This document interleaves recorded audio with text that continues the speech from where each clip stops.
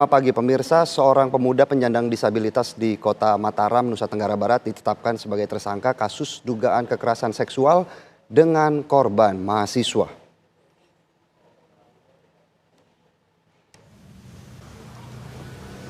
Iwayan Agus Suartama alias Agus ditetapkan sebagai tersangka oleh polisi dengan tuduhan kekerasan seksual pada seorang mahasiswi salah satu perguruan tinggi negeri di Mataram. Polisi kemudian menetapkan pemuda yang memiliki keterbatasan fisik tidak mempunyai tangan sejak lahir ini sebagai tersangka berdasarkan 2 alat bukti hasil penyelidikan dan pemeriksaan saksi-saksi termasuk ahli dari kedokteran dan psikologi. Meskipun demikian, karena mempertimbangkan sisi kemanusiaan, Agus tidak ditahan oleh polisi.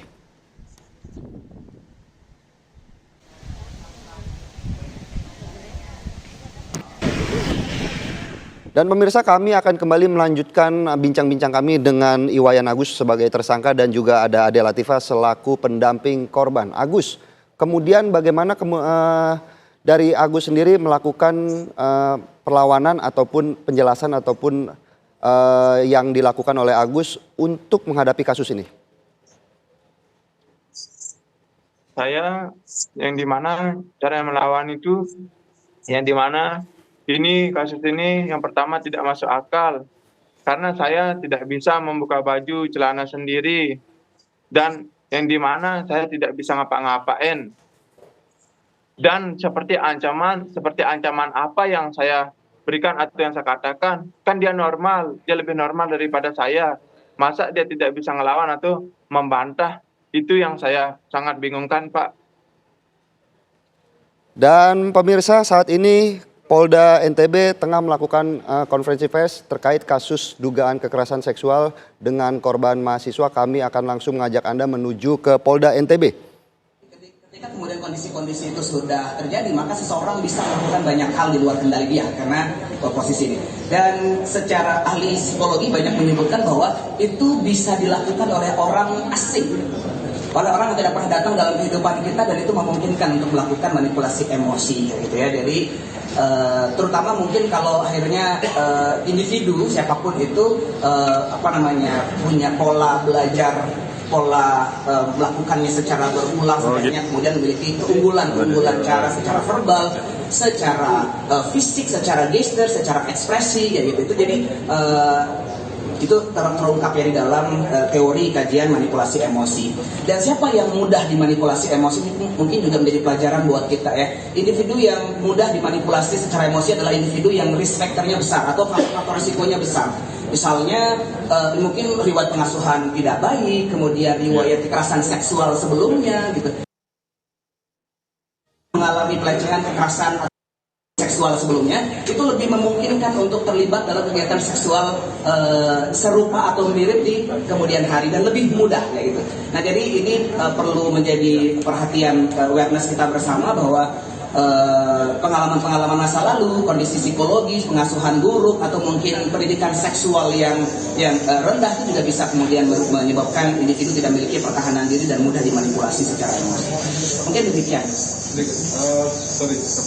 Yang tadi itu menurut ahli psikologi sudah masuk akal atau belum? Ya, mungkin saya tidak punya kewenangan untuk kemudian mengejas yang itu, nanti mungkin kita tunggu di persidangan saja ya, kita bisa lihat dari frame teori ini. Pak Dir, Pak Kabit. Ya, Pak Dir, silakan. Baik, tadi ada yang menanyakan soal hak dari si terlapor yang juga melaporkan. Memang kami kemudian mendapatkan informasi itu juga melakukan cross check ke teman-teman di Polda. Jadi laporan KS ini seketika tanggal 7. Jadi kejadian tanggal 7 dilaporkan. Sedangkan kasus yang dilaporkan ITE itu tanggal 8. Nah, dalam Undang-Undang TPKS itu jelas diatur bahwa ketika ada satu kasus kekerasan seksual, kemudian ada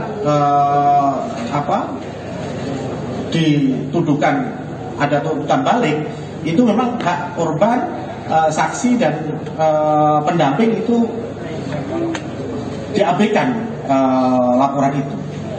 Ini hampir sama dengan kasus yang di Lombok Utara, juga sama, korban KS kemudian dilaporkan di Krimsus ITE, ITE-nya harus berhenti, gitu. Jadi memang undang-undang TPKS sudah mengatur seperti itu. Jadi laporan yang tadi dibilang bahwa dia melapor dulu, enggak benar. Yang lapor dulu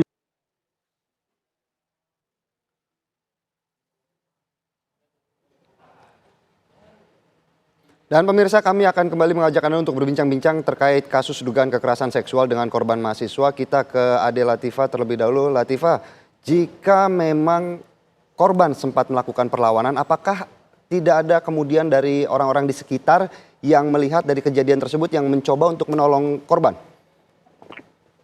Ya, jadi beberapa orang yang melihat adanya pergerakan dari pelaku dengan korban ini adalah dari pihak homestay sebenarnya.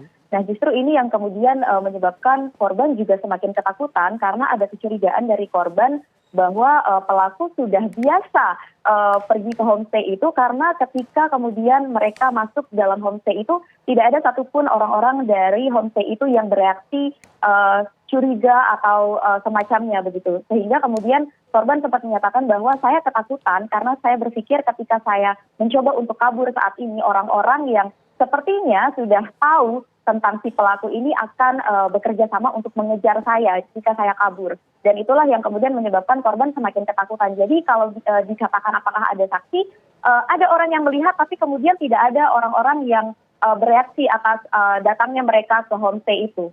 Seperti itu. Itulah yang justru menyebabkan korban juga ketakutan.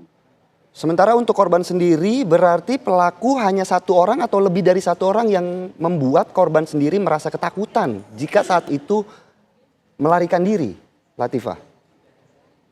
Iya, sebenarnya yang akhirnya membuat korban ketakutan menjadi banyak hal ya, yang tentunya dipicu oleh pelaku sendiri gitu, mengawali kemudian dari ancaman-ancaman yang dilemparkan saat di Taman Udayana seperti itu, sampai akhirnya ke homestay, kemudian dan dikatakan bahwa dipaksa untuk membayar homestay itu, dan disitulah kemudian korban merasa semakin ketakutan karena ketika korban berusaha untuk membayar, dipaksa untuk membayar, itu tidak ada reaksi curiga atau apapun dari pihak homestay terhadap mereka berdua.